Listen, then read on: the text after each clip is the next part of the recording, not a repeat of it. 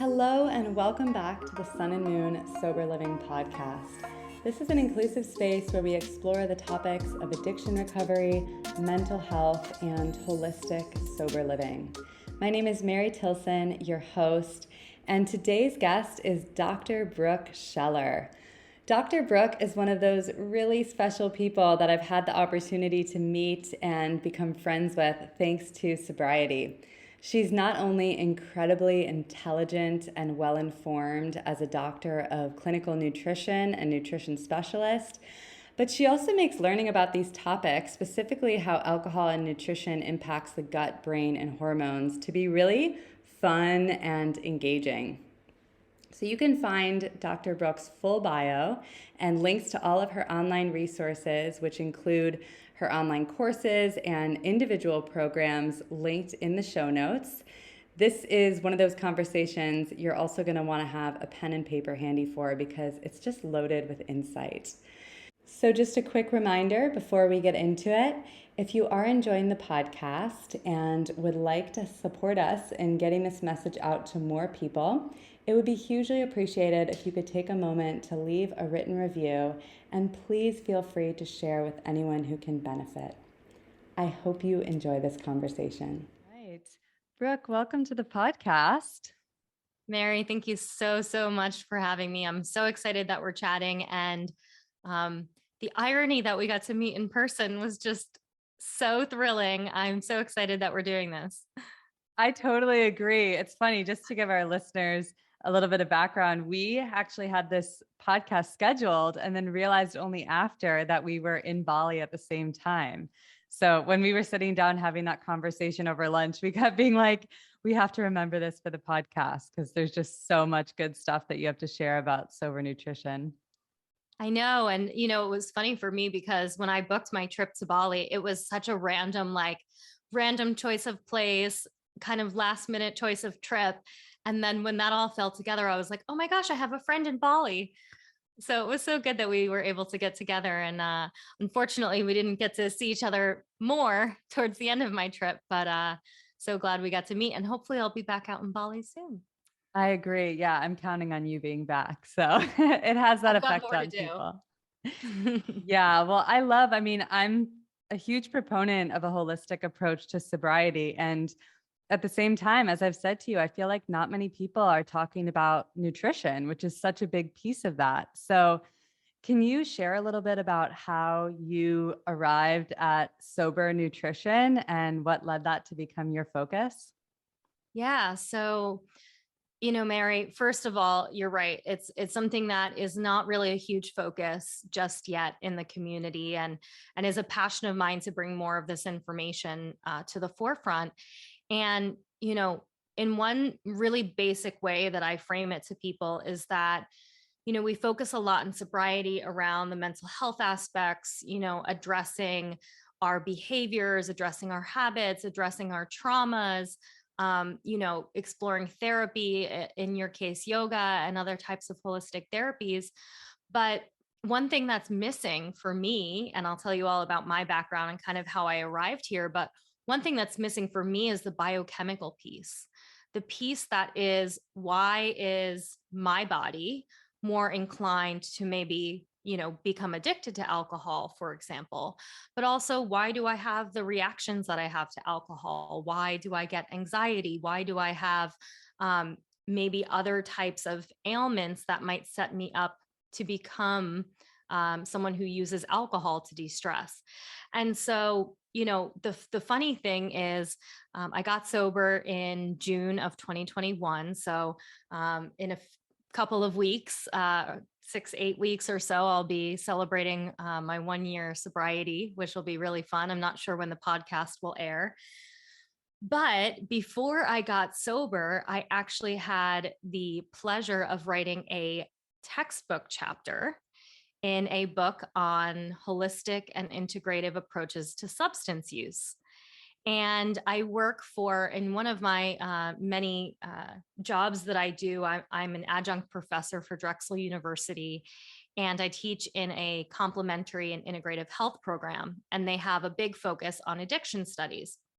And so this group of teachers got together to author this textbook and had asked me if I wanted to write a chapter on nutrition and supplementation. And so the textbook chapter was actually published in June of 2021, which in no way like was planned to be the time that I got sober. But the irony is that I'm writing this textbook chapter like in like the heat of my addiction, and is kind of ironic, and I think plays a big role in how I was able to get sober, how I kind of changed that mindset for myself. And I have a history of addiction and mental health disorders in my family. So this has always been an area that throughout my training in nutrition and functional medicine, I've always been interested in, because it was never enough for me to be like, well, you just are depressed, or you just have anxiety, or you just have, a tendency toward addiction. The question always for me is why? What is the underlying root cause that might be happening? And then once we figure that out, we can find foods and supplements and other things throughout our diet and our well-being that we can actually use to change that.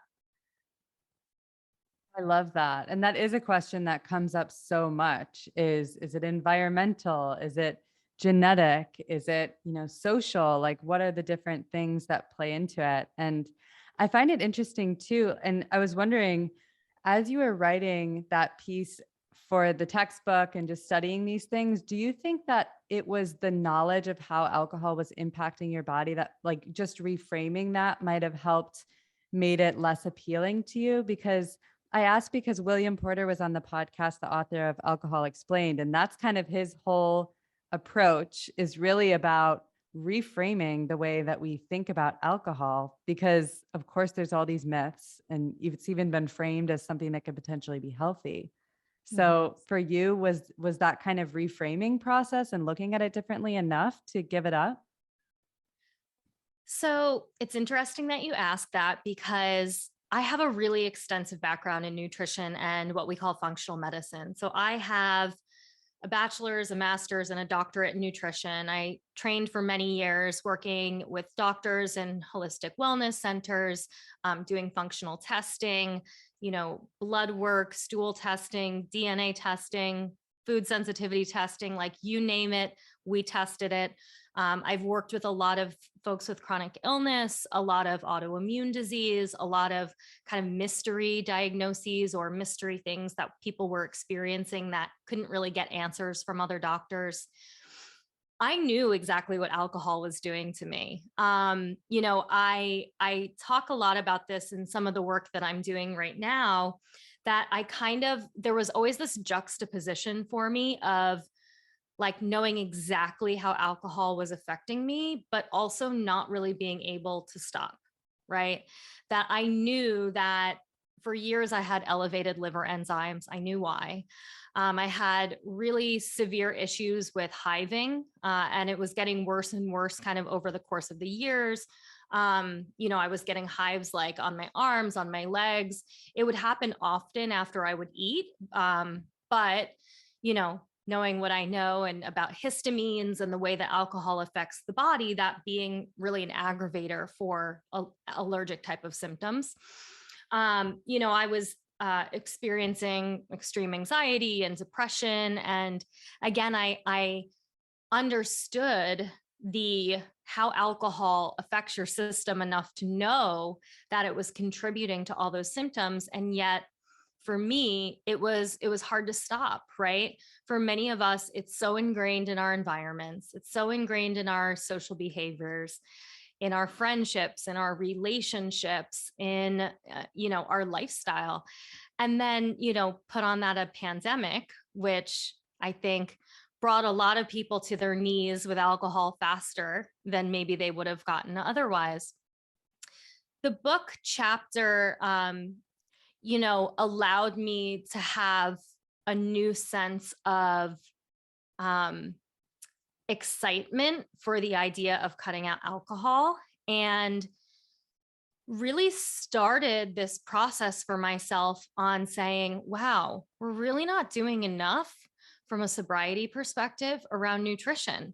And a lot of what's been done in the past was very, very focused on addiction recovery, focusing on people in rehab and having, really severe alcohol issues, not in the era of sober curious and sobriety being now something that people are talking about more openly. Previously, it was somewhat used in treatments, um, but only in more extreme settings. And I think I mentioned this to you, Mary, when we met up and had lunch together. There's actually some information about in AA, Bill W., who founded AA, that right before he passed away, he was looking into vitamin B3 therapy for addiction. And he passed away, and this information nothing really became of it. But vitamin B3 is something called niacin. And a lot of people use it in the States through IV therapy, NAD+. You'll often see it. And it can do a lot of different things in the body, but there is some research supporting, and started kind of back then around how it can treat alcoholism. And so even going back to that, right, there's inklings of these things, because here's where I get really nerdy and excited about nutrition is, we often think we're plagued with, whether it is, in our genetics or something that is maybe more framed socially. But if I have a deficiency in a vitamin that causes me to have anxiety or to have depression, and I quote unquote, treat that depression with alcohol, can I replenish that nutrient deficiency to relieve my anxiety and depression to help make it easier to stop drinking? Right. So again, it's these, like, diving into what are these deeper things that are happening, and how can we use foods we're already eating, right, 3 times a day, every day of the week. How do we choose foods differently that might be able to support that process, not only to make it easier to get sober, but to actually make it easier to stay sober? I love that. And you really speak to how everything is so interconnected. It's not just about nutrition for sobriety, it's really nutrition and the conversation around mental health, it seems like. It is. And a lot of where I focus my work now is kind of the intersect of alcohol and nutrition, but how both of those, there's kind of these 3 pillars that I focus on, which are the gut, the brain, and balancing hormones, our blood sugar, our endocrine system. So those 3 areas, because we can easily manipulate them with the foods that we're eating and through using supplements, right? So by being able to kind of understand and address these underlying causes, we can again make simple changes through our diet, through our habits, that can again make it easier for us to stay sober. Yeah, and could we speak to each one of those? Because right now I've just got your gut reset program and I love getting the daily insights and learning each day from you. But can you speak to the impact alcohol has on our gut for starters? Yes. And this topic makes me so excited. This is one. I love for people who can't see you. You're like jumping out of your seat. I love it. Yeah, I'm like shaking my tail feather over here.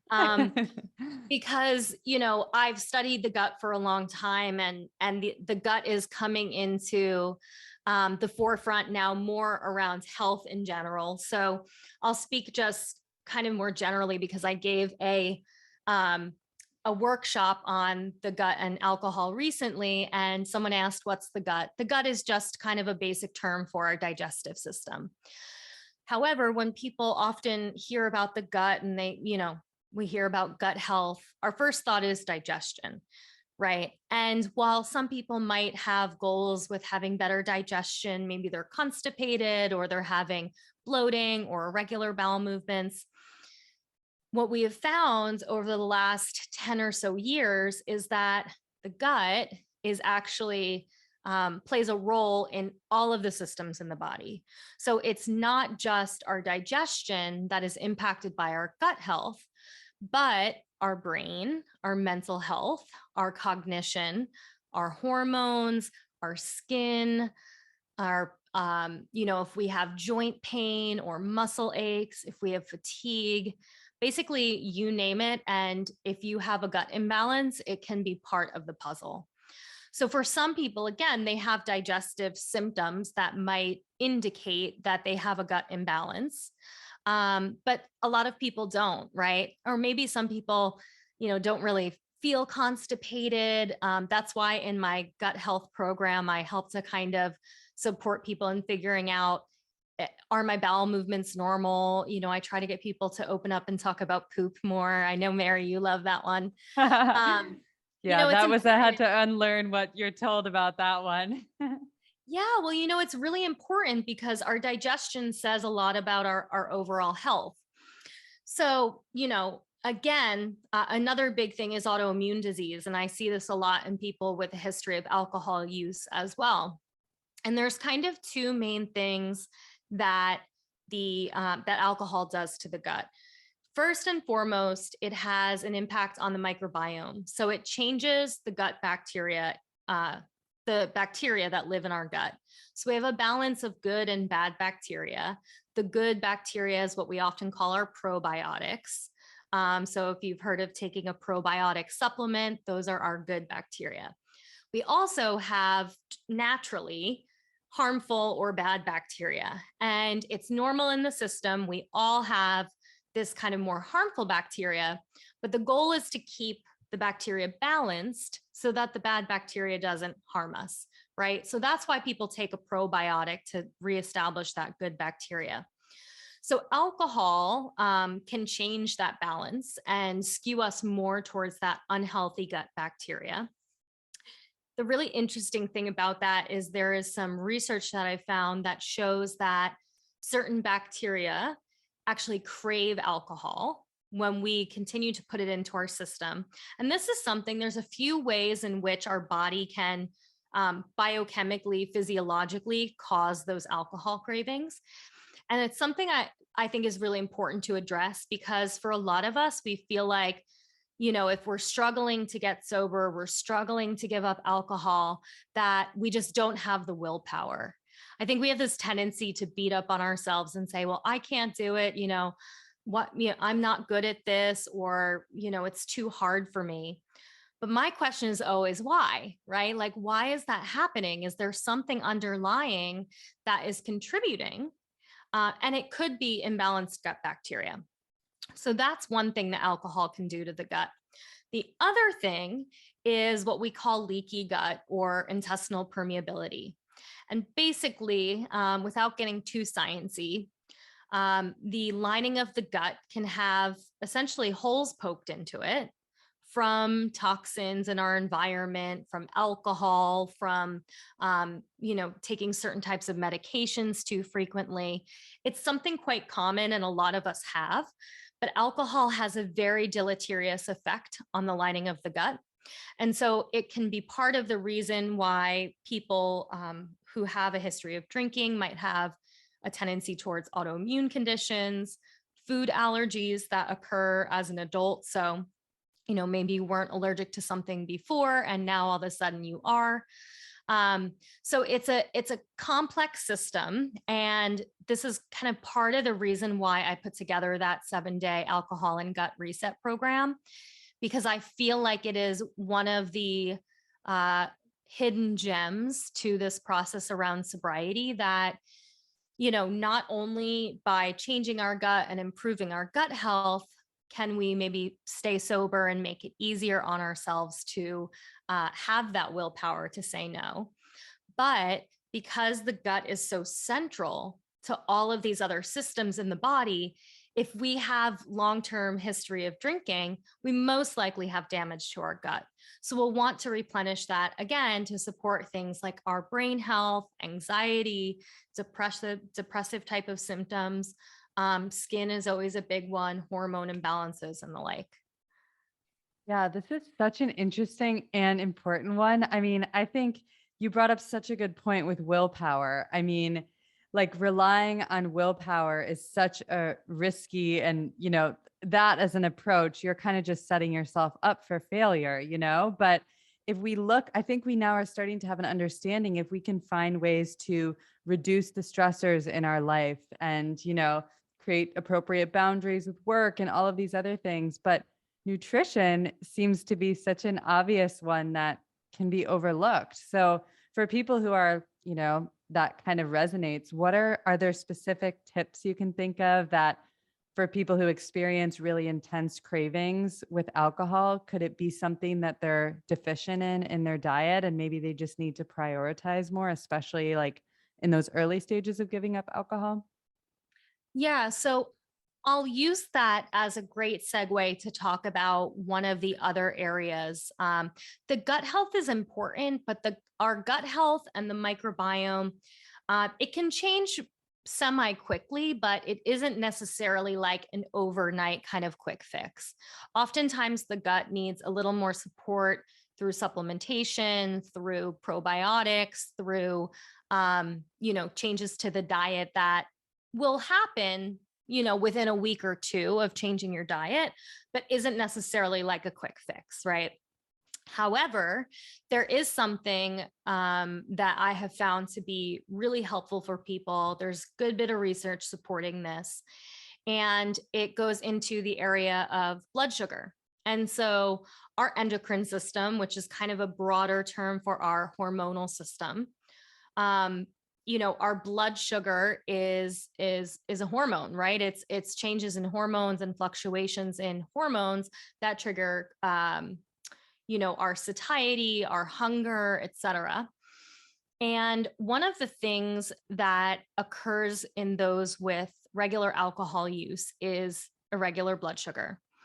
This is because alcohol has a pretty significant impact on our blood sugar levels. It'll drive our blood sugar up and cause kind of a steep drop off, right? What's interesting about this is the statistic is that somewhere around 95% of people who are regular drinkers have blood sugar irregularities. So they might have a tendency to be more hypoglycemic. So for example, if they go long periods of time without eating, they get hangry, and they have cravings for alcohol, because what ends up happening is when we have drops in our blood sugar, if we are not eating frequently enough, if we're eating a lot of high sugar or high carb foods, we have these really, really low dips in our blood sugar that contribute to cravings. So for some people, those cravings manifest as sugar and carbs. And for those of us who are more regular drinkers, it often shows up as alcohol.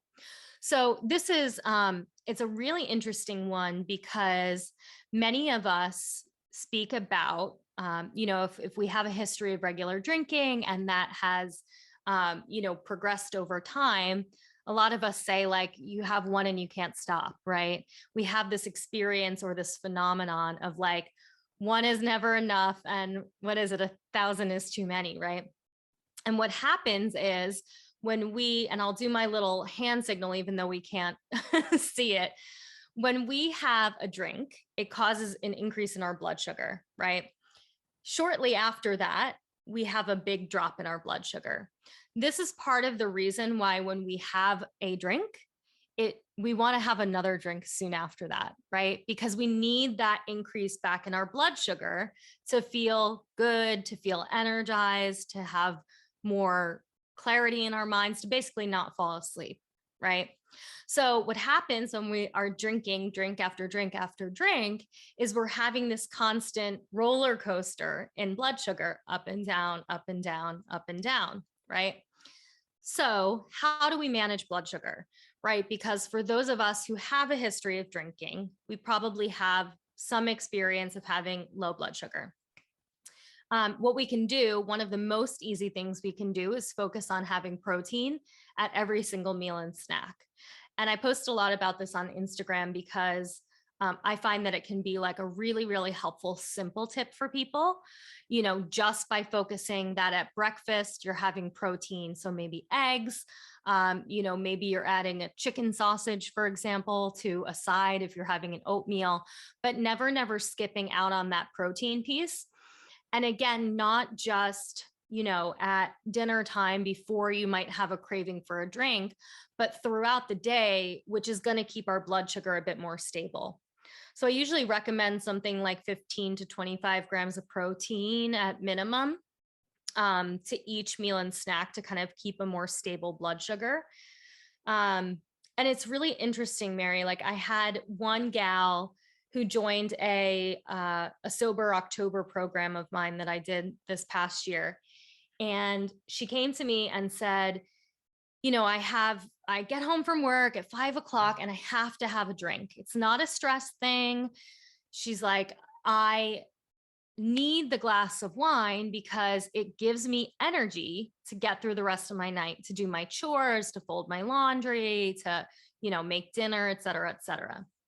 And so, my mind started going in that specific instance, because if she felt like it was giving her energy, it was because it was giving her this boost of blood sugar that felt like, it was giving her energy.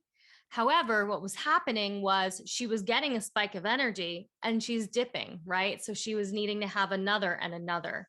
And so by adding that protein in, even if it was before dinner, something small, again, a hard boiled egg, a cheese snack, a turkey and cheese roll up or something, can really make a difference when it comes to that kind of initial craving, to kind of get ahead of it and eat something. Because a lot of times we're just hungry.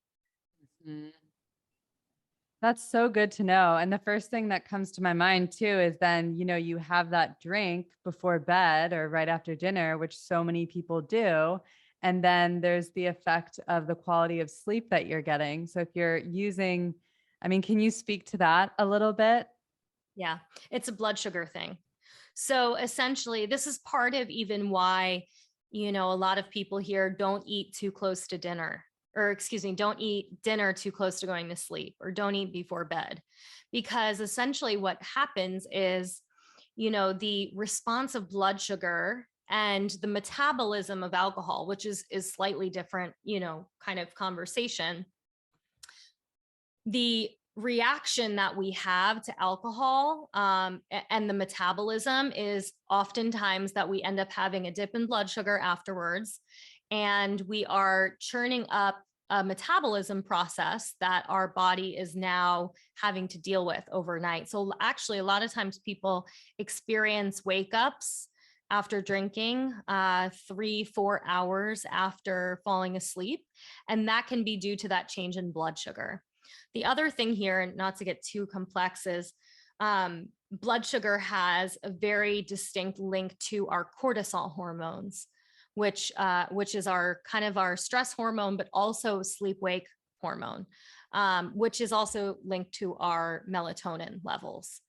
And so because the blood sugar changes that we experience with that can have an impact on those stress hormones and also that kind of sleep wake pattern, we can have changes from alcohol there as well. Yeah. Yeah. Just that whole idea of using it, as something, anything, whenever I hear that alcohol is kind of being used when people are tired, or it's like, it really has the opposite effect of what you're looking to achieve from everything that I have learned and understood about it. Yeah. Oh, sorry, go ahead.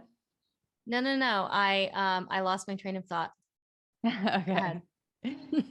Yeah, there was one other thing that came up. Well, many things that came up when we were having lunch together, but something I find really interesting. There's a lot of conversation going on in the sober community about alcohol and women, on the, speaking about how it's considered more of a feminist issue now, with the way that women are impacted more severely in some cases. The sheer number of cases of women who are becoming addicted to alcohol and suffering health consequences because of it. But also something I find interesting, which you shared, is about the impact on hormonal health and fertility. And I know you made a post about that just recently and shared a study, which I found really interesting. Can you speak to that one a little bit? Of course. Yeah. So, this is another one that seems, I think, for many people, like a bit more disconnected, right? Like many of us know, okay, alcohol is bad for our liver. It's, bad for our brain. That makes sense. There's a lot of studies now talking about, how it shrinks the gray matter, et cetera. And I think for many people, hormone health and hormone balance and alcohol seem like two different conversations, right? And again, to go back to this idea, let's not forget that the body is all connected, right? And this is something that we focus on with functional medicine and what we call functional nutrition, which is basically to say that, the body is not a set of separate systems. What's happening in the gut is impacting the brain, is impacting the hormones, et cetera, right? So there's a lot of different ways in which alcohol can specifically impact the hormones, from things that we just spoke about, like blood sugar levels, cortisol, and our stress hormones. Those are very closely linked into our sex hormones, things like estrogen, progesterone, et cetera. As it relates to the gut, alcohol, the changes that alcohol can have in the gut can actually also have an impact on hormones as well. So one really interesting link there is that when we're not having, when we don't have good gut health, we're not having regular bowel movements, we end up having a recycling reaction basically happen in the system. So excess hormones will stay in the system due to improper gut health and poor liver health. And what this is part of the reason actually why breast cancer is much more high risk in people who drink alcohol, because we have a buildup of estrogen in the system. So whether that ends up manifesting for some women as breast cancer, or that might manifest as PCOS or endometriosis or cysts or fibroids, anytime we have any type of excess estrogen condition, that can be linked back to alcohol. Now, again, remember the liver plays a really, really important role, of course, in metabolizing alcohol, but it also helps metabolize our excess hormones, right? So liver health is another big area we like to focus on with food, because there are some really great foods that support liver health. But I know we want to talk about fertility, because this is a really interesting one for folks as well. I know there's so many conversations now about fertility, and, I think it's the getting into the 30s where, we start having more friends or family members who are experiencing infertility or starting to look more closely at, the reasons maybe why they're not naturally getting pregnant. There was a study that was published last year in 2021 that actually looked at fertility and at conception, and looked at the relationship between alcohol consumption and essentially the ability to get pregnant. So looking at the actual implantation and the success of the conception itself.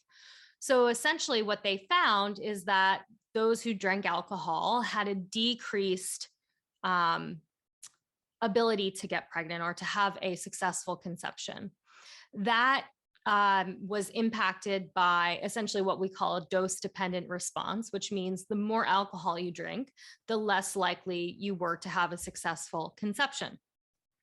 The other thing that was really interesting was that they looked at this in different points of the menstrual cycle. So they looked at how drinking alcohol in the luteal phase was different from the ovulatory phase. And what was most interesting is that it had an impact at all phases. When we're talking about conception, of course, that's a bit more in the ovulation phase, but basically they recognized that there were changes to hormones in all different phases of our menstrual cycle.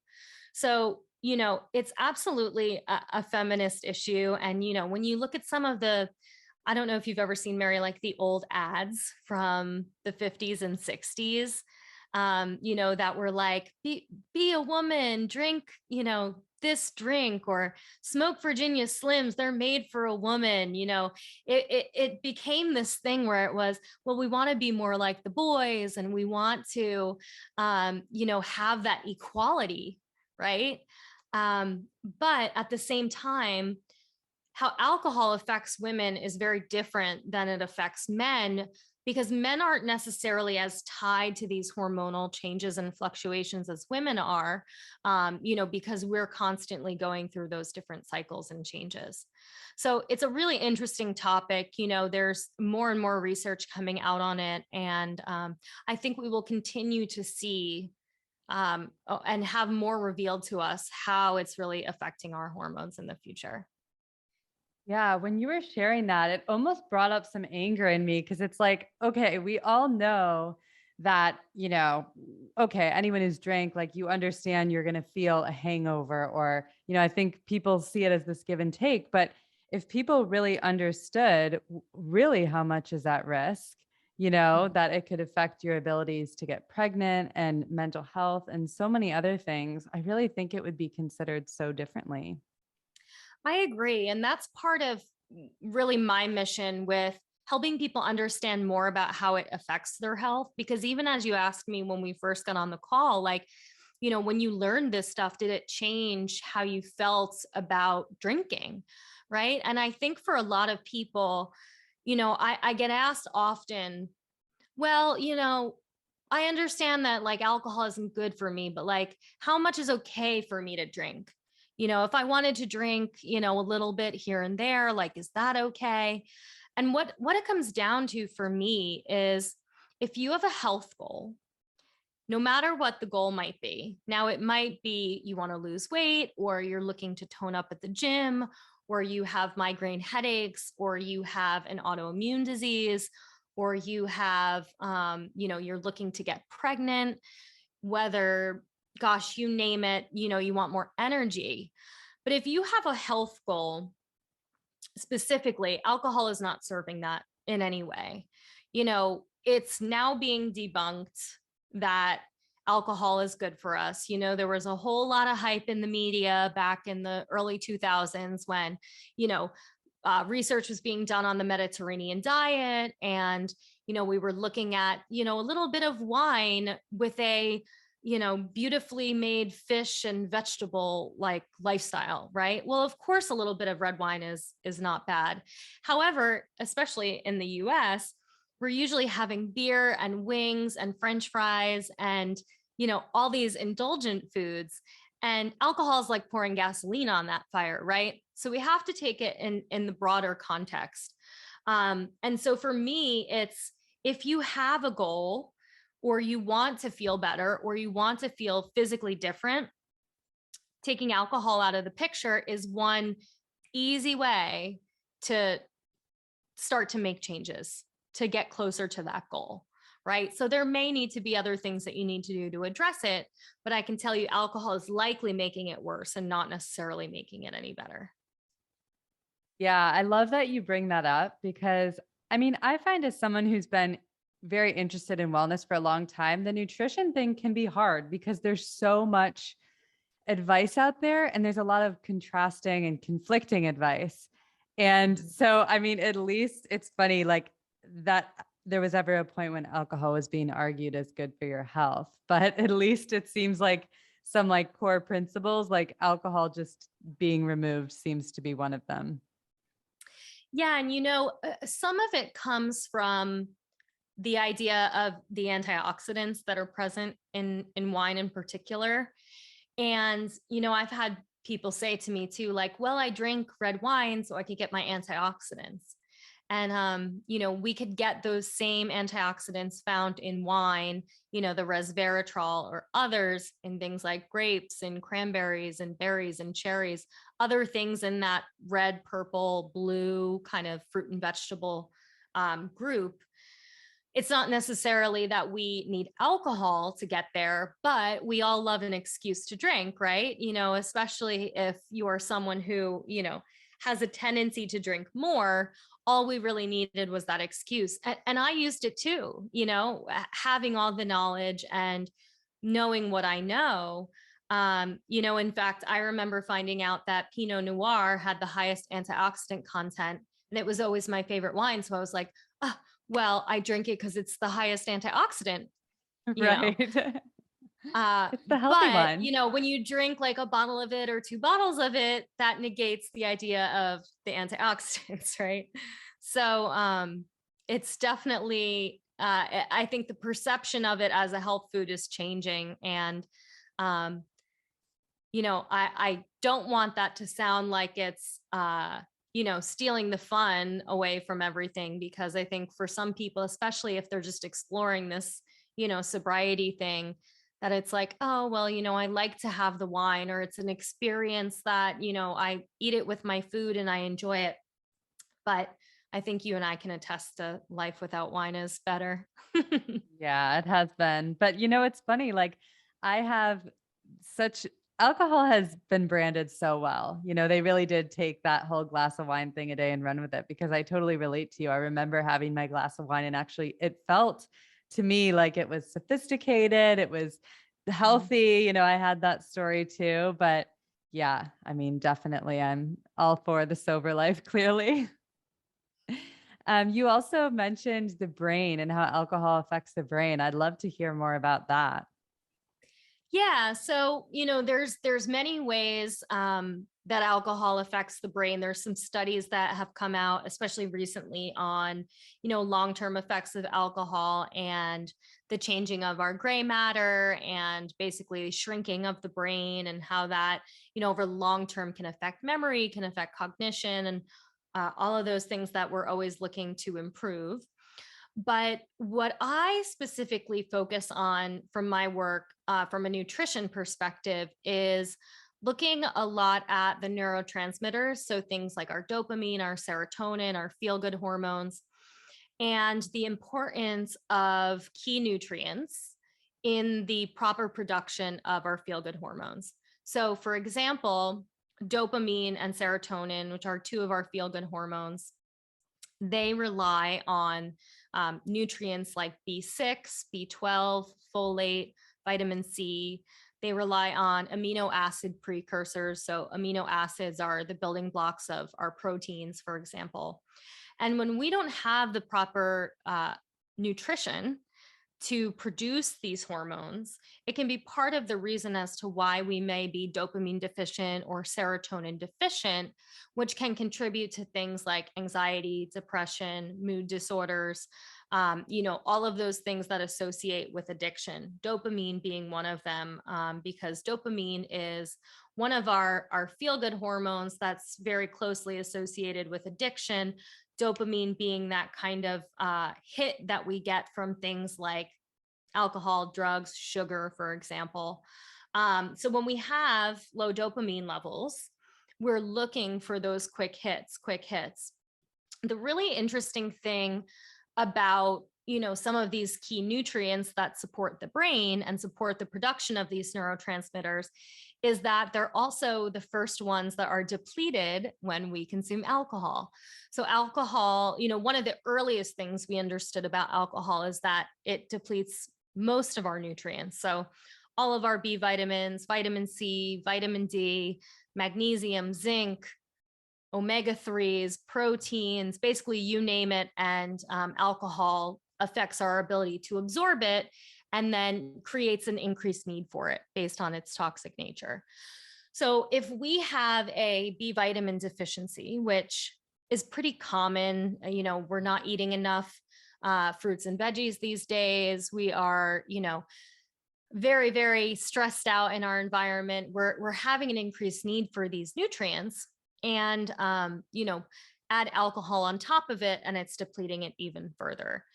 So it's one of the things in my mind that stands out, not only from an alcohol or an addiction perspective, but also is really important from a mental health perspective.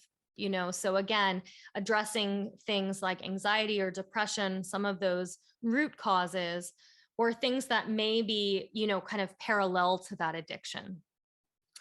A lot of people find that by cutting out alcohol, they'll have improvements in mood, decreases in anxiety, for example.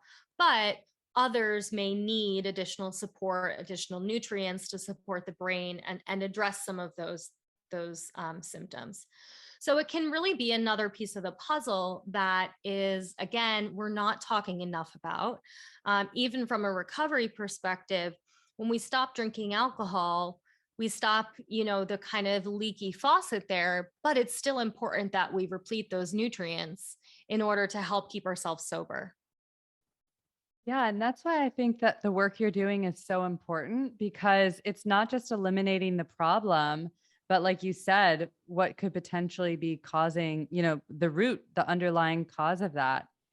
Something that came to mind as I was thinking about before our conversation is too, I know some people slip into transfer addiction, slipping from, maybe they give up alcohol or drugs, and then it could move into other addictive behaviors such as an unhealthy relationship with food. And Mhm. I wonder if that's something that you've kind of worked with at all in the space of nutrition, as it relates to eating disorders. I think, surely, I know something that I've observed happen, with other people in the recovery community, I had a lot of conversations about, is the sort of, and myself, I experienced with going very strictly vegan, is this like obsession with clean, to the point in my case where being that strictly vegan actually created, I'm not saying that you can't have a balanced diet being vegan, but I suffered some health consequences because of it, let's just say. Is that something that you see happen at all? And, maybe people should be, I was thinking about it more in terms of preparation, as you're first Mhm. getting sober or moving into addiction recovery, understanding that as a potential risk or consideration. Yeah. Well, as it relates to transfer addiction, we just briefly touched on things like dopamine deficiency or other neurotransmitter deficiencies, which can be part of the underlying reason that we may, experience addiction. Because if we're low in dopamine, we're using substances to get essentially that hit, that feel good, right? So alcohol can give that, cocaine and other drugs can give that, sugar can give that. And food essentially raises dopamine even when we eat, right? It's part of the pleasure process that happens from when we eat. And so, part of it may be associated to the brain. The other thing, and I think we spoke about this even at our lunch, Mary, is like, I know even in my own situation, after I got sober, experiencing like an increase in a need for control in my life. I Mm. think I started fearing the loss of control that was like, thinking about what would happen if I would drink and I wasn't really in control of my body, my mind, etc. That when I got sober, my partner at the time was even like, very concerned with my need to tidy up and have everything in kind of particular places. And, I think some of that is, more related to the trauma, to the mindset, to the mental health component. It is very common for especially women to have an eating disorder in tandem with alcohol. And there's, I think, several underlying reasons as to why that can happen. I think these are things, this is part of the reason why, I believe in more of this holistic space of addressing things through, again, looking at biochemistry, what's going on, root cause in the body that may be contributing to that. But it's also important to address from a psychological standpoint, what are the behavioral elements that are contributing to as well. So again, if it's an increased need for control and things like that, that might be more best suited for, counseling and other types of integrative therapies like that. Yeah, I completely agree. That's why I find it's interesting. Like, we couldn't even just have a conversation about sobriety and nutrition, because you really can't isolate, like, this whole idea of holistic sobriety. You cannot isolate a single thing or pin it down. Okay, that goes in this area, that goes in this area. We're so deeply 100%. interconnected. So interconnected. And I think the thing of it is, as we even started the podcast too, is like addressing these, I'll again call it like the physiological, the biochemical things that are happening in the body are a really important piece of the puzzle, though, because, if we are only focusing on a counseling approach or a therapeutic approach or, a recovery program like AA, for example, and we're not looking at some of these other root causes that are maybe more physical, again, we look at I was just looking at the statistics around how low recovery rates are, right? That it's only about 25% of people that attempt to quit drinking, quit. And that stat, I think that's after 1 year. And that statistic drops every year after, right? And part of it is, okay, we're in an environment where we're constantly surrounded by alcohol. We go to parties and it's here. We go to a kid's birthday party and it's there. We're at a networking event for work and it's there, right? It's always around us.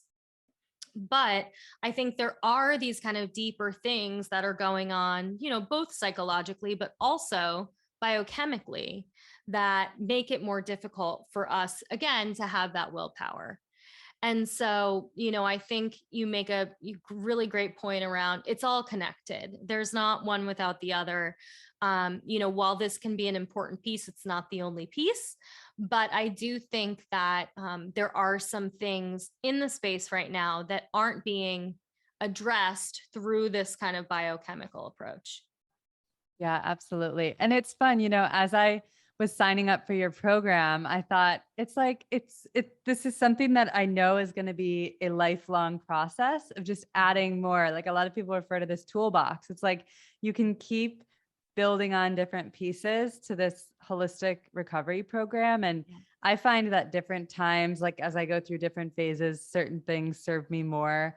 And I wanted to know what's been helpful for you. Like you're coming up on your 1 year sober, and props to you for doing that during the pandemic. I mean, it was the perfect storm really for problematic drinking and addiction. So well done on that. And I'd love to know like what's been kind of the recipe for you.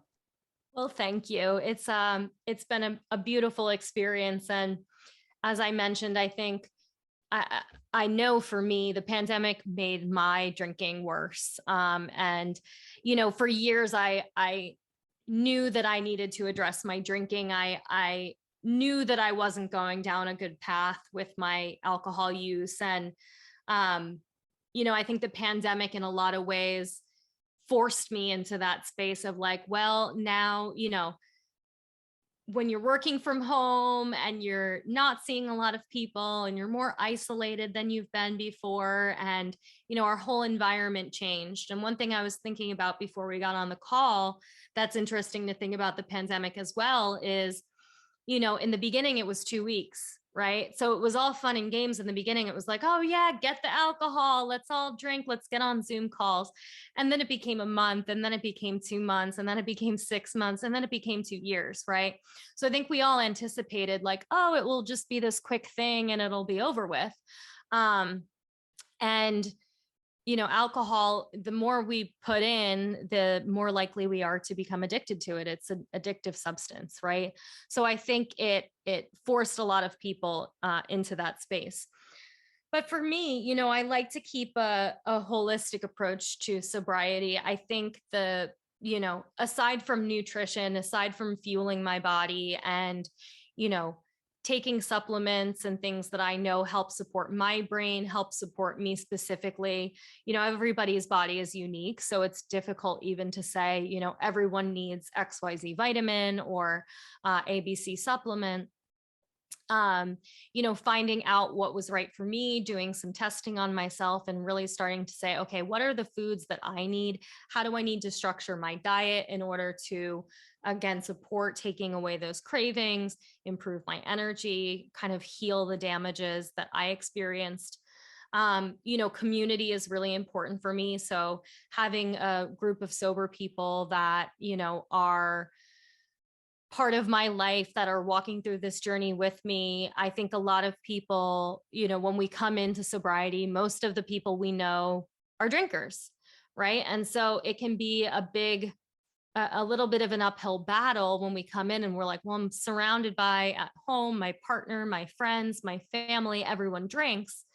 And finding community, I mean, Instagram alone is just a beautiful space of people sharing their experiences. And I think opening up the conversation to be something that is way less of a stigma than it was even 10 years ago. That's a really big one for me.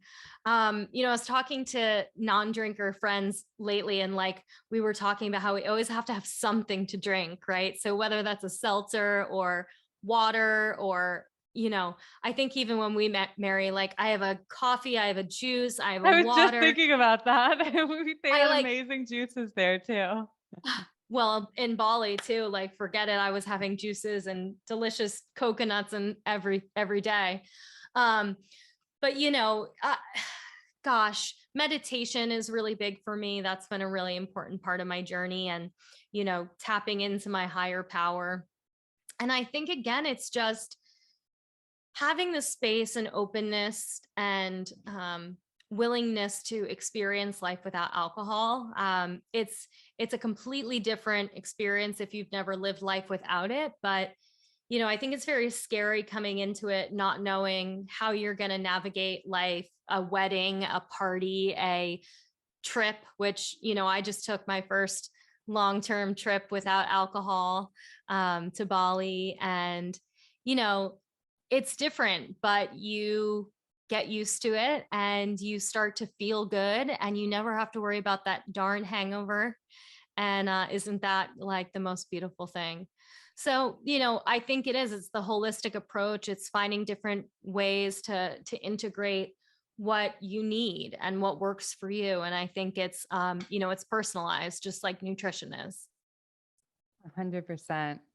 Yeah, the travel thing is a big one too, huh? And I love how you mentioned like you can like even something like having juice or mocktail, you can focus on the positive side of those things. You could go into travel and say, "Oh, I can't drink on the plane. I can't, do this that." But how about like waking up early for sunrise when you're on a trip, Uh, Like I think about love that. I've never been to Bali anything but sober, but I imagine like missing the magic morning hours being hungover in bed and like what a horrible waste that would be of, being in a place so beautiful to miss out on those moments. I feel like the positives, are Yeah.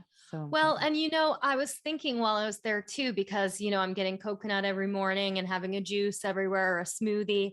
And, if I was drinking, I wouldn't have had all of those things, right? I would have focused on, oh, I'm going to have a cocktail. I'm not going to order 6 drinks, like a juice and a cocktail and a coconut, like, would have been too much. So I would have chosen the alcohol over the others, right? So I was like, what a great place to be, a great place to travel to, in sobriety, to be able to experience all these beautiful juices and fresh fruits. And, um, that to me alone was like, I think a savior on that trip, just having all of those delicious choices to choose from. Completely agree. Yeah, a friend who was just visiting was like, "How is the wine here?" And I was like, I Oh, have no idea, but I can recommend like a million of these tropical fruit juices and kombuchas and things like that. I know you shared about like turmeric kombucha and all the benefits of yeah. some of the local drinks. So, well, I would love to, let people know about how they can also take advantage of the programs that you have online and working with you and learning from you. So, can you share a little bit about what you have available? I would love to, Mary. Thank you. Mary was mentioning my 7-day alcohol and gut reset program, excuse me, which I recently launched and is, I created because I believe the gut is one of these really key areas that we can focus on to improve our sobriety, to improve our chances of staying sober, to take away alcohol cravings, and I think there's so many programs out there. And for me, especially thinking about early sobriety, like the shorter, the better, the simpler, the better. And so my goal was to provide a quick 7-day program that is really intended to be whatever you want to make of it. It's got 7 days of content. So it talks a little bit about the different components of the gut, how alcohol affects them, how you can rebalance your microbiome.